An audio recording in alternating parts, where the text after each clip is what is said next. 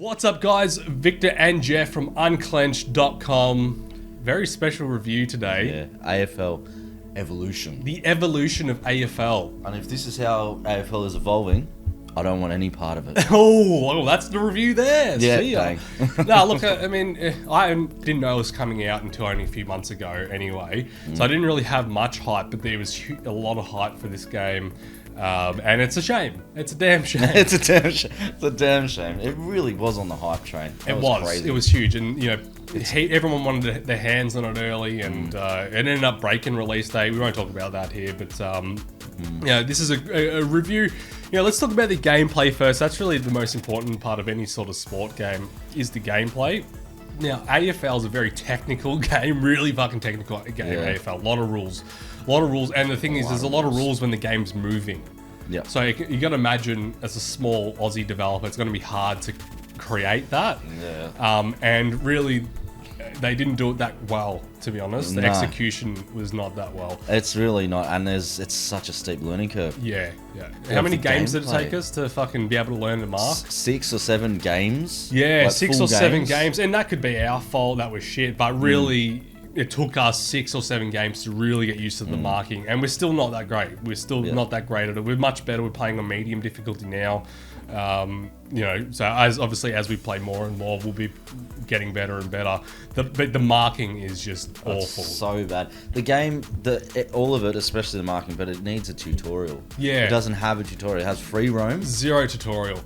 Yeah, look, there is a free roam mode where you can choose, you know, 2 or 3 players or whatever to play around with. But again, if you want to kick to them, it's really difficult. Yeah, I mean, you figure it out, basically. yeah, there's no like teach me how to mark in the instruction booklet, and even the instructions in the game aren't clear about how And to they mark. conflict with each other. One says hold triangle to mark, the other one says press triangle to mark. Yeah. So we figured out that it's best to just tap it at a certain point. It doesn't even really explain to you when to actually press it or release it or hold it or whatever.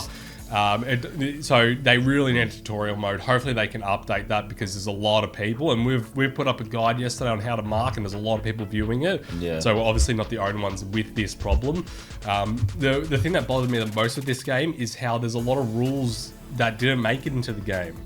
Oh, yeah, okay. Yeah. The Ruckman was one of them. The third man up rule. Yeah. Yeah, it shows that it was kind of based, it looks like it's based off 2015. Yeah. When you look at the rules, the players, all that sort of stuff, and they've maybe thrown a couple of little updates to move a player to another team or something like that. Yeah. But they basically must have based the rule sets on when they started developing it. So Yeah, there's definitely a few rules that are missed out. Like, you know, we were playing co-op pretty much the whole time we played AFL Evo.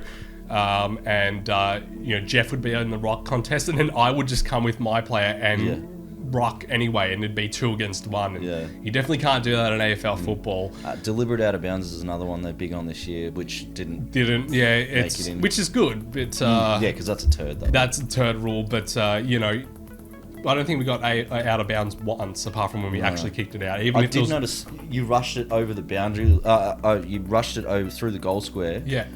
Under pressure. Yeah, I had 2 people on me In the goal square. and you ran it over, and it pinged you for.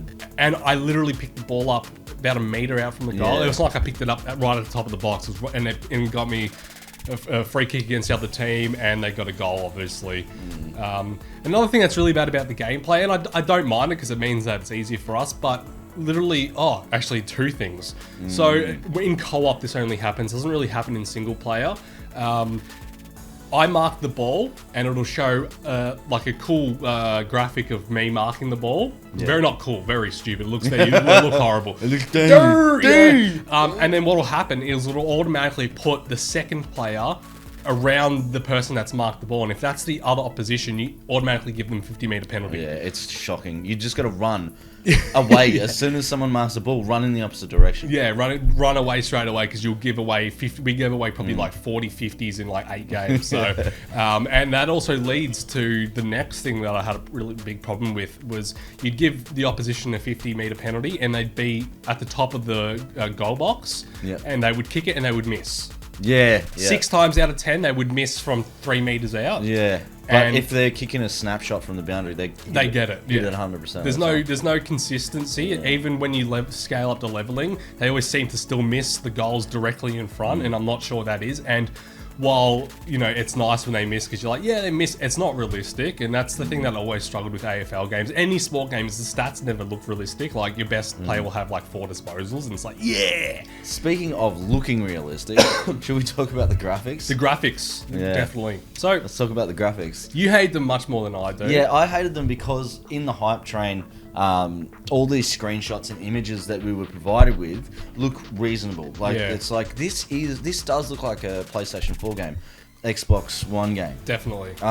The finished product looks like a brand new PS3 game, so something from like early PS3. Yeah, 8 to 10 years ago. Oh, it's a fucking turd. And it's a shame because we both love AFL. We're both supporters of the AFL, and we both wanted an AFL game, I guess. And it's come out, and it's not great, but in saying that, you've got to also remember, and look, we're reviewing it as if it is a full retail game. You charged me $79 to play this game. Yeah. If you're going to release a game that's nowhere near as good as Madden, FIFA, and I know you're a small game developer, Wicked Witch Games or True Blue, whatever it was. And you need to make your money back because it's only going to be sold basically in Australia. Exactly. So, but also I think you need to charge less because the product is not as good as it needs to be in this modern age. If you're going to do it, just release it as a fucking, DLC to FIFA. Just ask permission. $49, you know, people would be happy to pay under $50 for this, I'm sure. But full retail $79, get stuffed. Yeah, horrible. Get stuffed. Yeah, so look, I didn't mind, like, you know, obviously your main characters like Buddy Franklin, those big name players, Jack Rewell, he looks okay. Yeah. You can definitely tell it's them, so they did a good job with that. Yeah. But in saying that, they're a bit goofy looking. Everyone's a bit goofy looking, and they smile a lot when they do marks. They're like,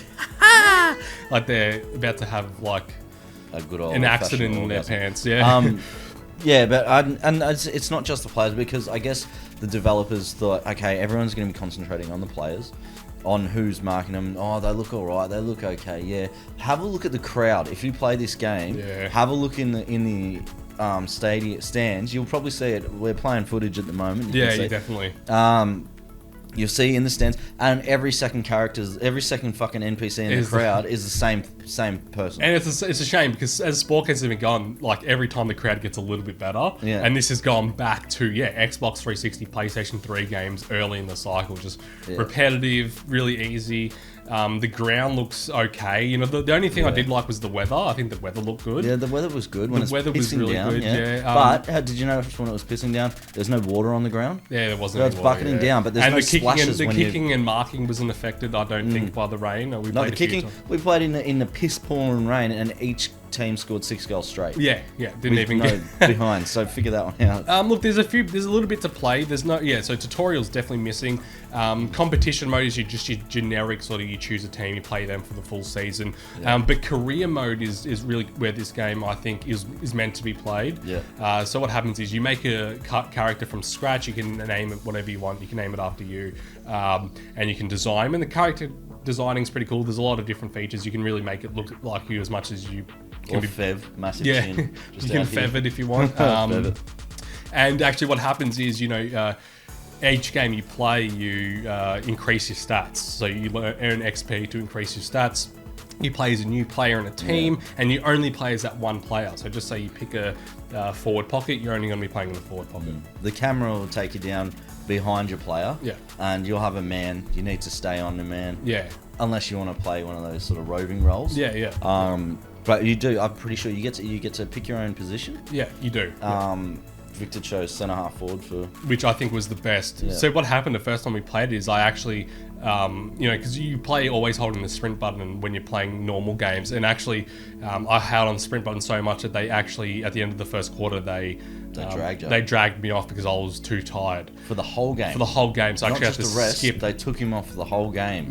So it was I worry, and we probably should have played this for the review, but I worry about if I was a centre player, especially like a ruck, you're running from end to the field to end of the field. Are you going to be subbed off straight away because you're constantly sprinting? Because you have to be good. Well, I think as you level up your character, your stamina must go up along with your attributes.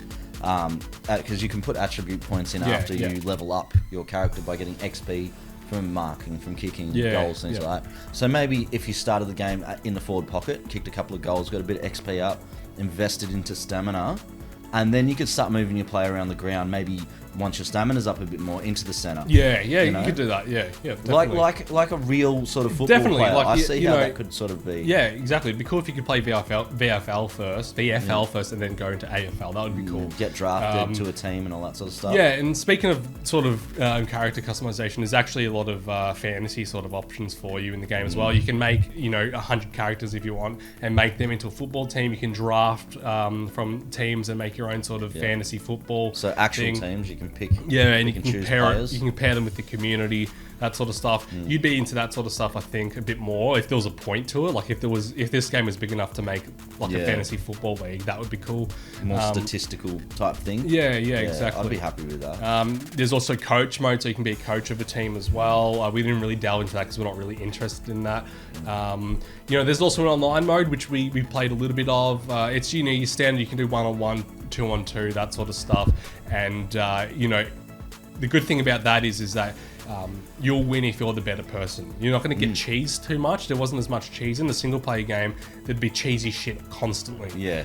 Whereas in this, it actually seemed a bit more realistic because we're both missing marks. We're both sort of spoiling each other, Definitely missing goals. online multiplayer. Yeah. And career mode. But probably online multiplayer will be the most popular. Yeah, definitely. We tried to connect a couple of times and it didn't. I mean, what did it? Cancel you out once? Yeah, just once, yeah. So that was okay. Yeah. 1 out of 2. And it's 11 o'clock on a Saturday. A lot of people still probably picking up the game or whatever, but it'll probably get bigger as it goes if people actually stick around.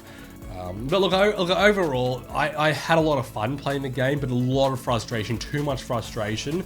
It's not worth the $79, that's for sure. I'm going to keep my copy because I really enjoyed career mode and I might play that in my free time. Just when I'm bored and I feel like playing a game. The trophies are fucking stupid. They're ridiculous. It's going to take a year and a half to finish it. And for 1,360 goals or something. Yeah, but that's like we're probably already a quarter of the way there. What was the other one? Oh, there was just heaps. Laughing at? Yeah, there was just heaps of stupid ones. Have a look through the trophy list. Yeah, it's horrible. But what would you rate this game? Keep in mind that it is a smaller studio that's making it. They don't have the money, they don't have the backing of EA games, that sort of thing. What would you realistically rate this game out of 10? For the price, and for the end result, I think because of the gameplay and the graphics, I'd probably put it around a 4. Yeah, no, you're actually right on level with me. If it was a $59 game, $49 game, like Prey is a complete finished product, and we're about to play that now, and that was $59. Yeah. Okay. If it was that sort of price point, it would have gone up to a 5.5. So, it's unfair for us gamers to be able to have to wait for an AFL game that gets finished like that. So, yeah, I think a 4. Yeah. Perfect. Yeah. I think it's just disappointed us from our expectations. Yeah. It hasn't met the expectations. Yeah, especially with all the hype. Yeah. All right, well, 4 out of 10. Thank you very much for watching the AFL Evolution guide. We're doing Let's Plays and guides and stuff on the game, so if you don't know how to mark, you can go watch our mark guide. Yeah, just watch us try and struggle our way through it as well. Exactly. All right, cool. If you enjoyed the review, just give us a subscribe, like, comment your thoughts. I think that's important for us to sort of communicate on how we feel about the game, because it's like a support group. Let us know how shit you thought the game was. Yeah. All right. Thank you very much for watching. Until next time. See ya.